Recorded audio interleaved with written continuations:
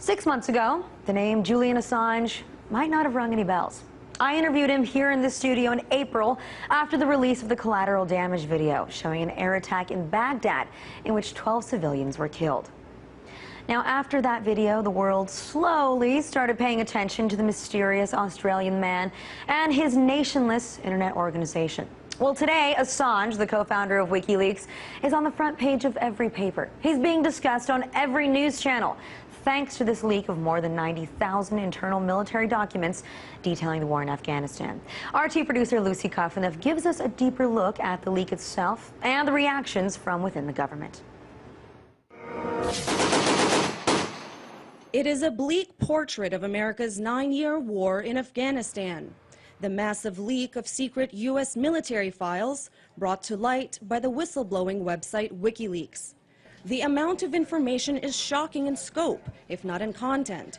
Nearly 92,000 documents that paint a devastating image of a war that shows little signs of letting up.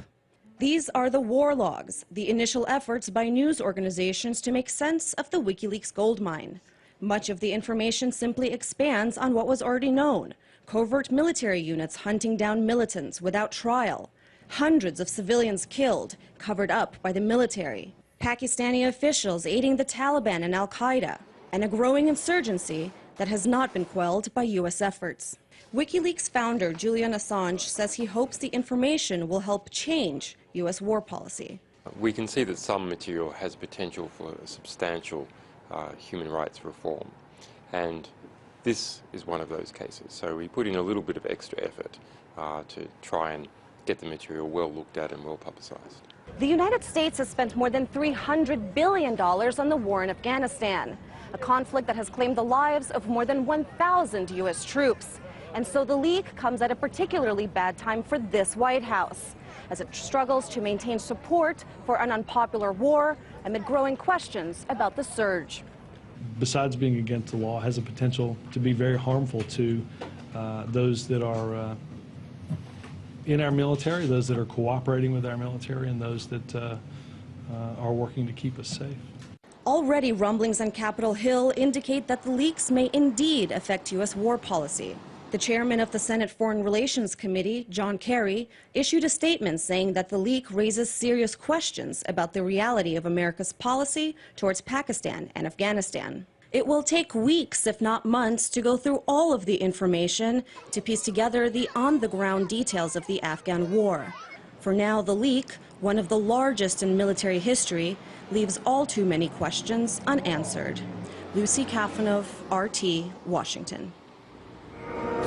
Well, Lucy's actually here in the studio with me now to discuss this a little further. Now, Lucy, like you were saying, it's going to take weeks, perhaps months, to pour over all the information that's in these 90,000 pages there. But what I really want to talk about is about Julian Assange, the man that really is at the head of all of this. You know, I've interviewed him here on the show.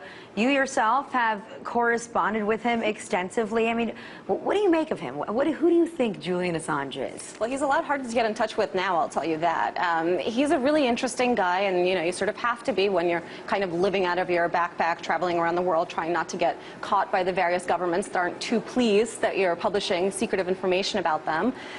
He has been incredibly helpful to RT's coverage when the collateral murder video first came out. He was very instrumental in getting in touch with us, giving us information in the middle of the night. Usually these hurried emails saying that he was on the run, but here's this X, Y, and Z information.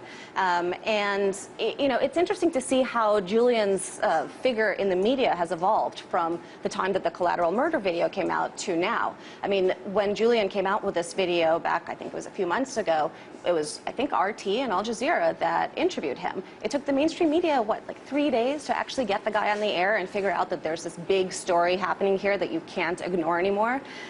So it's interesting to see how now he's sort of dominating all of the headlines. You saw in the beginning of my package, we shot footage of all of these local papers that had this as the top story. It's no longer this secretive thing that the mainstream media is afraid to touch, but we were there first. I mean, he's going to be on Larry King Live tonight. What a change. I agree, because April 5th, the day that he released the interview, or the Apache helicopter video at the National Press Club, he was over here within about an hour, and a very, very interesting man, seemed very closed off, very shy. Now he's going to be on Larry King Live. Now he's everywhere. Now the mainstream media is just stepping all over themselves to be the first ones to speak to him, which to me it's interesting because do you feel like perhaps his persona, his character now is eclipsing the documents that are being released, the information, the videos that are getting out there? You know, in some ways I think that is the case, but we sort of always see that with media where sometimes the figure is more important than the story. I mean, look at the broader thing that he's trying to do with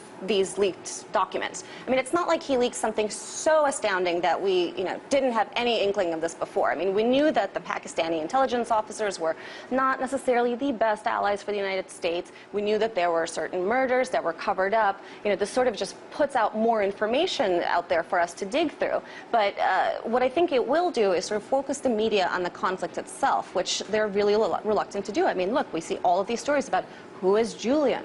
What does he do? What is his agenda? We've been in this conflict for about 9 years now, and there's no sort of coherent coverage of the conflict itself. It's all about the personalities, and that's a little bit troubling. Now, do you think that the government is supposedly after him? He's supposedly, like you said, every time he writes you, he's running from them and dodging the U.S. Now that this has been released, now there's 90,000 more pages detailing this war. Do you think they're really going to go after him? I mean, how hard are they going to hunt? I don't know. It's a strange story because I remember last time we heard that the government was after him, he tweeted that he was going to be speaking at a panel in Nevada. So they could have easily gone there. But then he didn't show up. But I remember some RT viewers were getting mad at me as if I tattled on him. I'm pretty sure the government knows how to check his Twitter feed. I think they're probably frustrated that this kind of information is getting out there. But at the same time, I read somewhere that Julian said that Pentagon officials had offered to meet with him in some sort of neutral place to discuss what other information he may be holding back, because there are some more documents that he has yet to publish. He said that he has not agreed to this. I mean, we'll just have to see. The guy is good at getting around and not being noticed too much, and apparently is capable of slipping through here and there. So I think he'll be able to make it out in the end.